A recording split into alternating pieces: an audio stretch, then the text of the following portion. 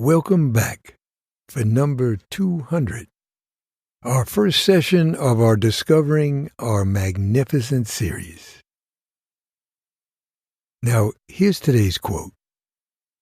I know no subject more elevating, more amazing, more ready to the poetical enthusiasm, the philosophical reflection, and the moral sentiment than the works of nature. Where can we meet such variety, such beauty, such magnificence?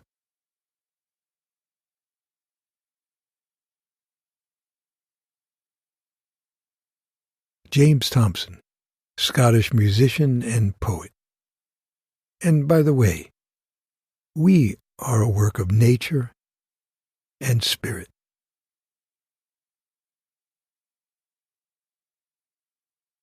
So let's begin our session.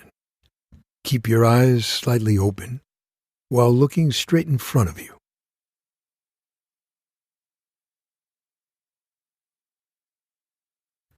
Then become aware of the area and space around you.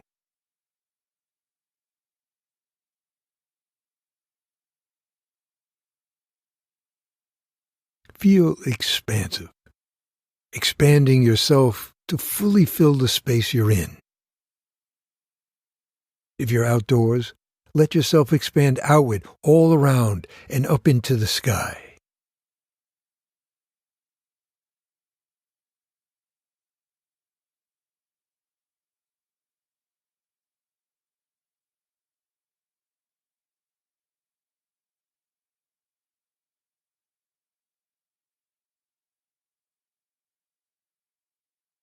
Now just get comfortable and be ready to start your meditation.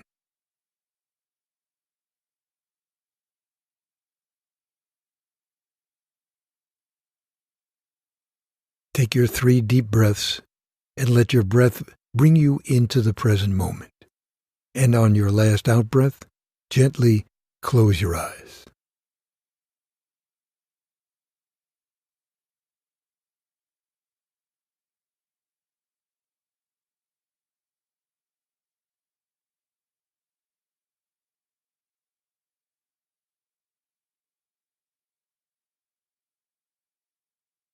On our journey, there are 2 major threads that are being woven together, which is the awakening and the evolving process.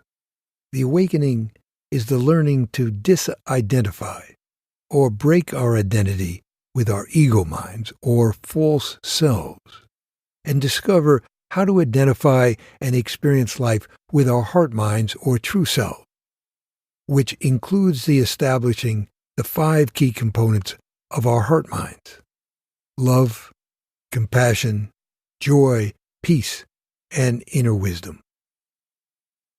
Now, the evolving process is learning how to live happily with a great sense of well-being when we're experiencing or stuck in our ego minds. So we're developing a dual strategy to deal with each state of mind.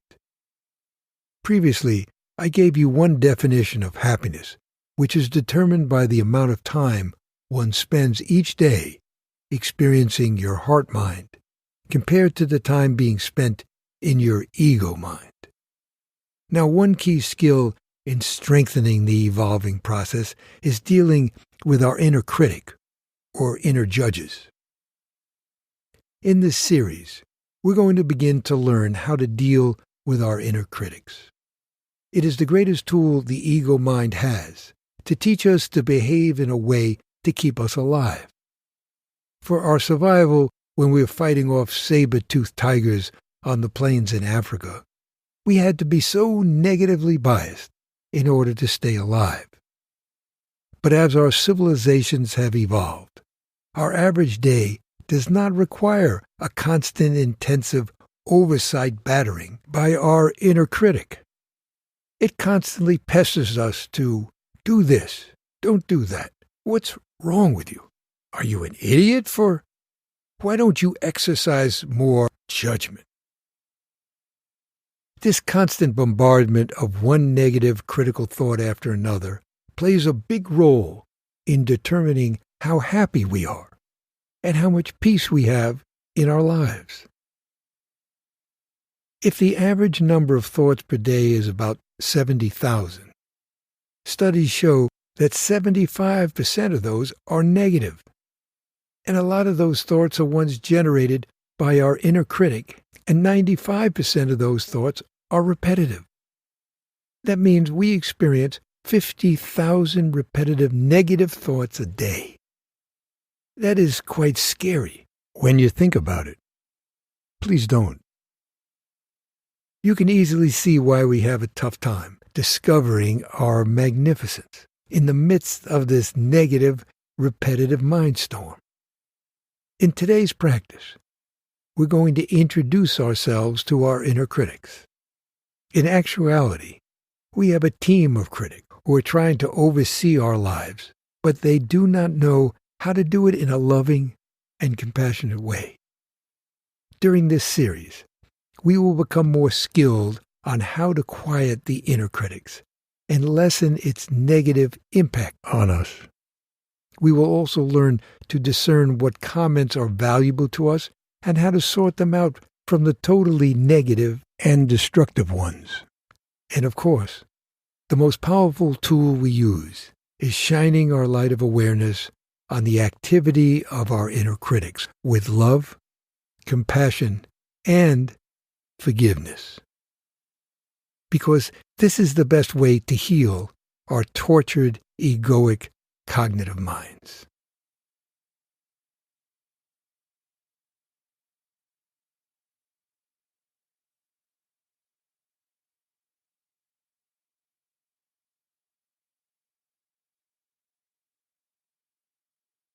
So most of us know that we have our team of inner critics.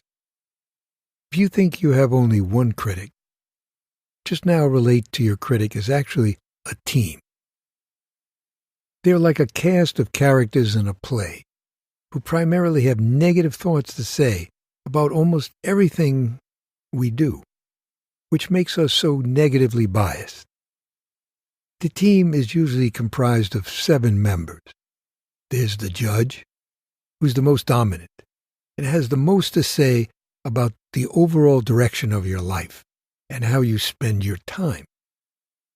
Then there's the overbearing coach, who sometimes can be supportive but quite often does not know how to use positive psychology and becomes a nag and quite often doesn't trust you to do the things on your own. Then there's the accountant, who is constantly on your case for not setting up a budget and living by it. Also not putting anything aside to save money, and criticizing your investment decision, and not being conservative enough, or not being risky enough. Then there's the taskmaster. He's always on your case when you want to take a break, or when you are taking a break. This one is always telling you all about the things that need to get done right now. And how can you think about taking any time off? This one makes you feel like a goof-off. Then there's the perfectionist, who always looks at you as not good enough. You're too overweight, or too skinny, or you don't eat right. There's no way to make this member happy. You cannot be happy hearing from this one. There's the doomsday voice, who keeps telling you that everything's going to fail. And when you do something that's counterproductive or self-destructive, it uses those situations as proof that you're going down, and you might as well give up now and call it quits.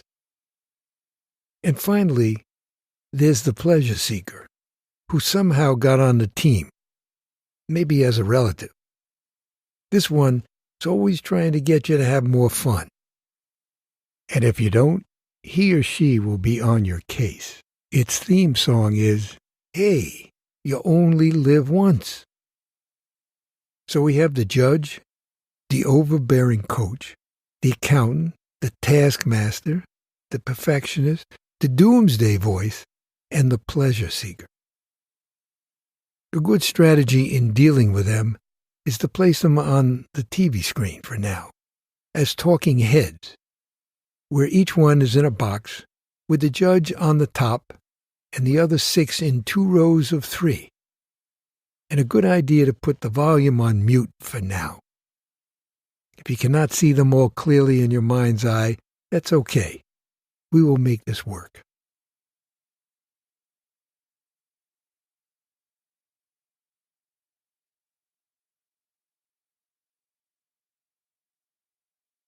So now let's go through hearing from each critic, so you can get a good overall sense of what critical messages you're hearing from each of them pretty much each day. So let's go to the screen, and let's start with the judge. Go to the top box where the judge is located, and now have the judge's face zoom out, taking over the whole screen. The judge is the one who's the most dominant and has the most to say about the overall direction of your life and how you spend your time. So before your judge speaks, surround your judge with a loving golden mist and let it penetrate the judge's being.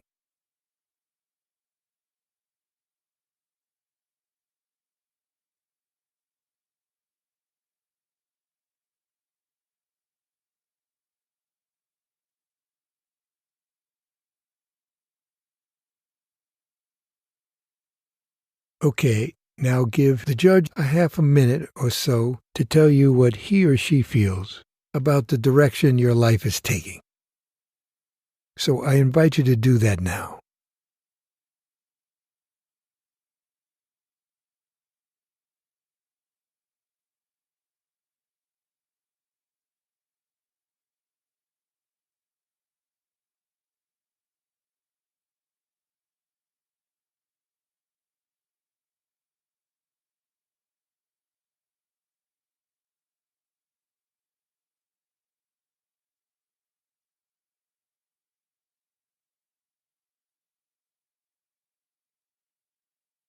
Now take the next moment or so to determine what fear the judge is trying to express to you.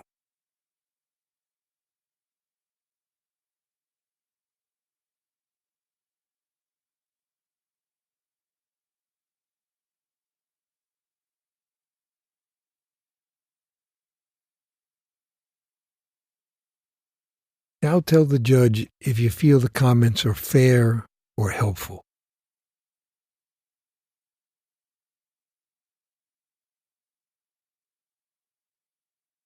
Please now tell the judge harsh, controlling voices are not helpful, but leave you feeling ashamed and guilty. Do that now, please.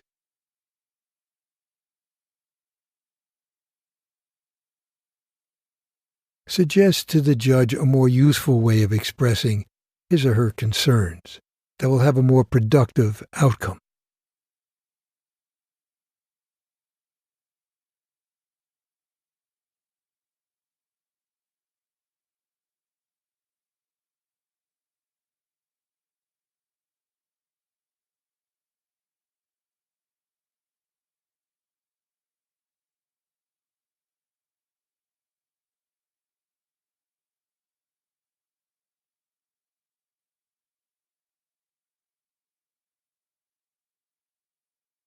Now imagine a way that you can address the concerns of your judge.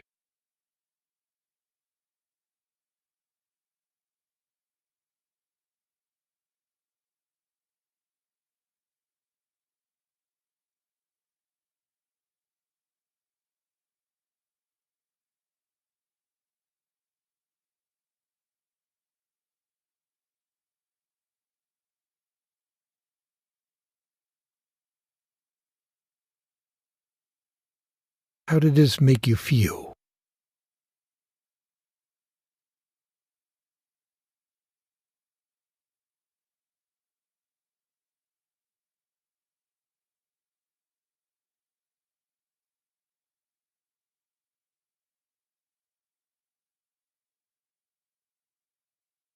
So let's go back to the screen and let the judge's face zoom back to its place at the top of the screen.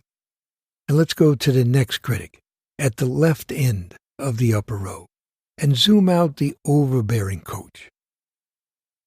The coach is the one who sometimes can be supportive, says you can do it, just try harder, but quite often does not know how to use positive psychology and becomes a nag, and quite often doesn't trust you to do the things on your own. The coach feels you'll be lost on your own.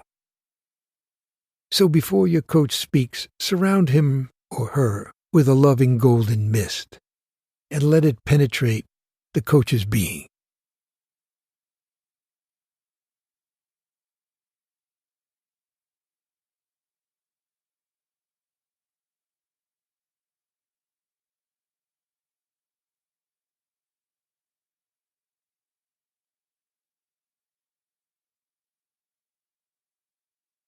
So now give the coach a half a minute or so to tell you what he or she feels you need to be coached on. So I invite you to do that now.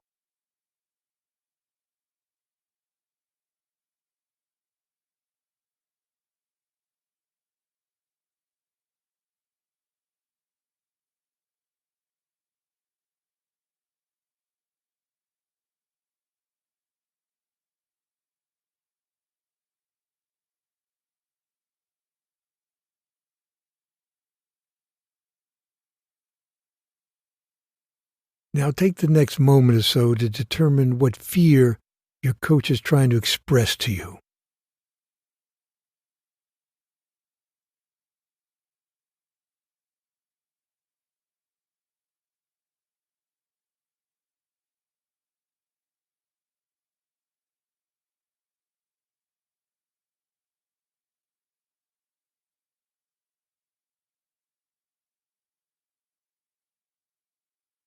Now tell the coach if you feel the comments are fair or helpful.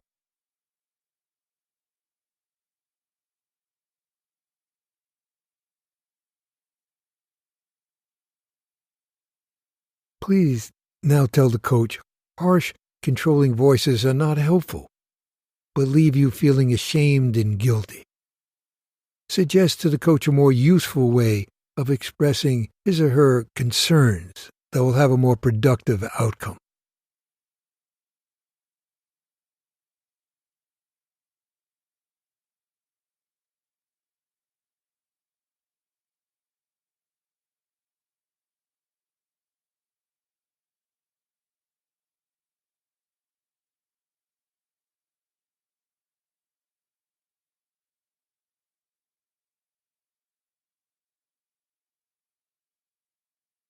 Now imagine a way that you can address the concerns of your coach.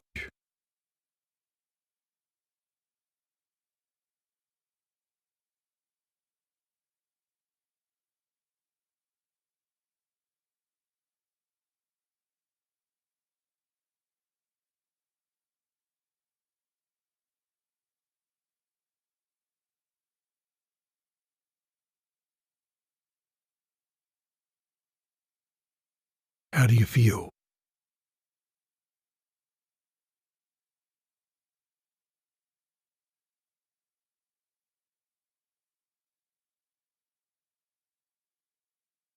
So again, let's go back to the screen and let the coach's face zoom back to its place at the beginning of the top row. And let's go to the next critic in the middle of the upper row and zoom out the accountant. The accountant is the one who's critiquing you for not dealing with money effectively enough. It's telling you that you need to plan better, make better financial decisions, save more, work harder, stop spending so liberally, and when making investments, be more cautious or take more calculated risks. So before your accountant speaks, surround the accountant with a loving golden mist and let it penetrate the accountant's being.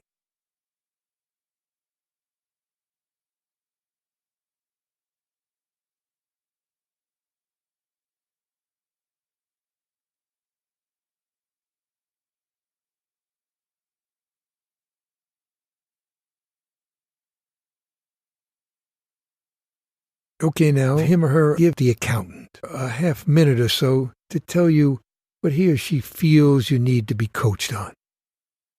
So I invite you to do that now.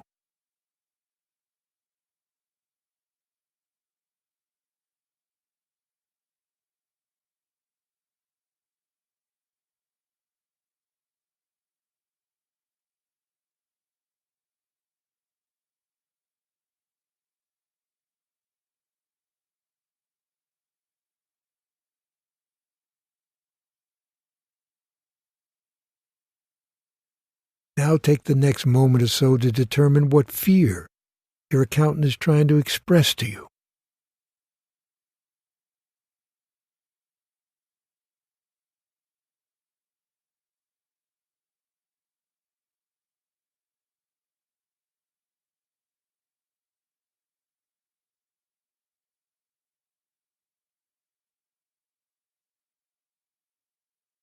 Now tell the coach if you feel the comments are fair or helpful.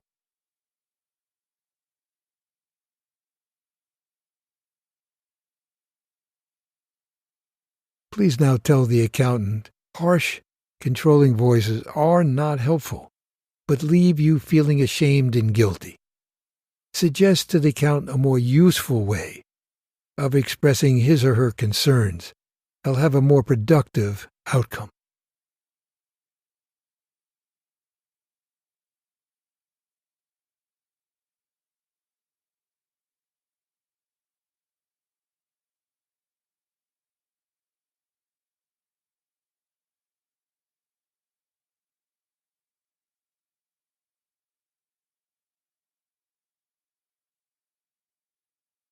Now imagine a way that you can address the concerns of the accountant.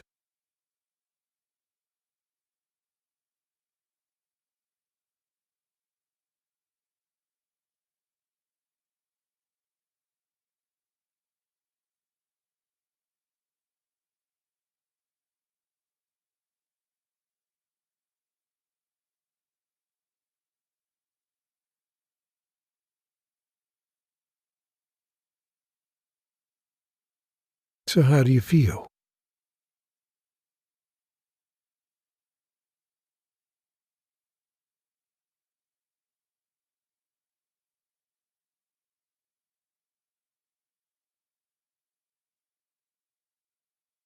So let's go back to the screen and let the accountant's face zoom back to its place in the middle of the upper row. And let's go to the next critic on the right end of the upper row and zoom out the taskmaster. The taskmaster is the one who's always on your case when you want to take a break or when you are taking a break. This one is always telling you all about the things that you need to get done right now. And how can you possibly think about taking any time off? This one makes you feel like a goof-off. So before your taskmaster speaks, surround him or her with a loving golden mist and let it penetrate the taskmaster's being.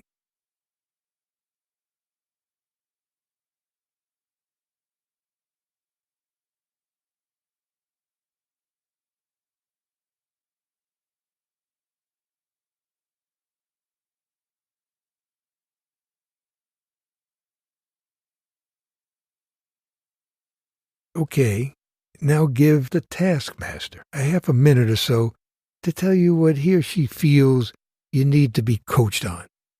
So I invite you to do that now.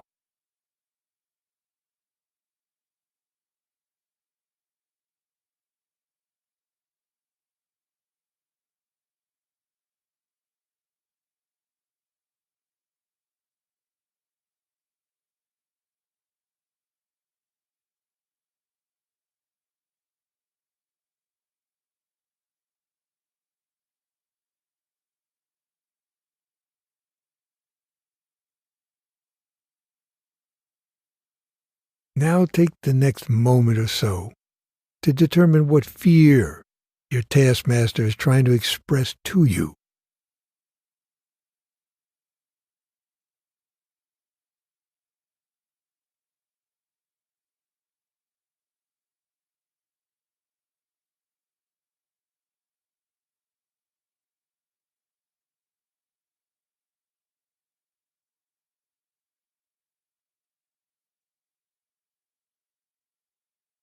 Now tell the taskmaster if you feel the comments are fair or helpful.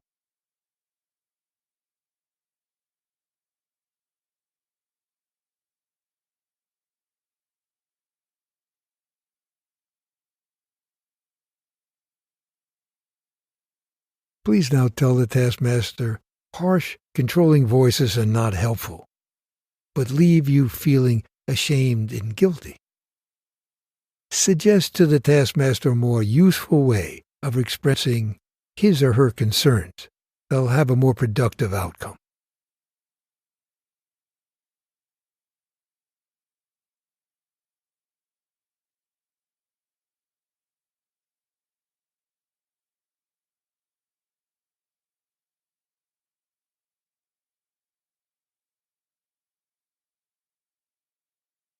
Now take a moment to imagine a way that you can address the concerns of your taskmaster.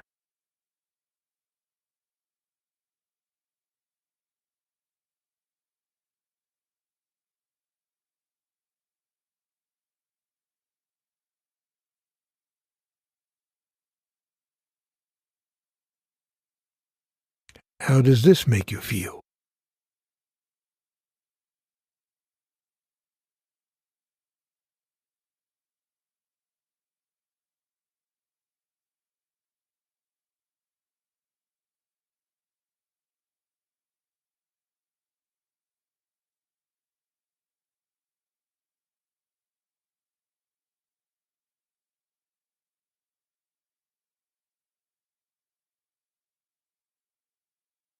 Okay, just gently bring your attention back to the body,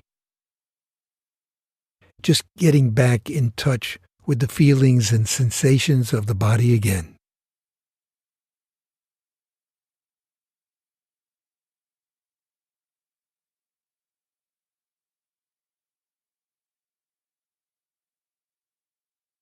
The soles of your feet on the floor, the hands,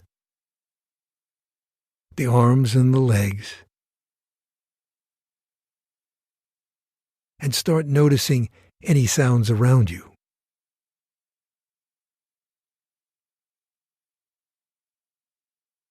Any smells and tastes.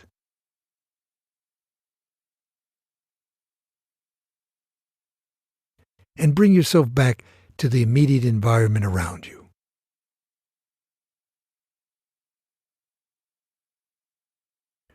Now, before you lean back to have a stretch, as you go about your day, every time you hear your inner critic or judge, just smile and surround yourself with a feeling of love and compassion.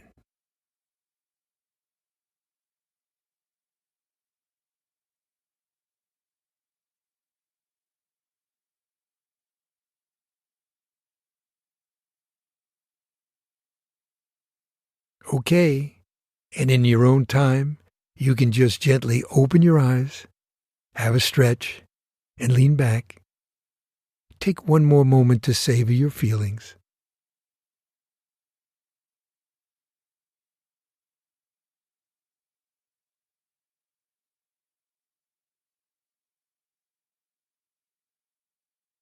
All right.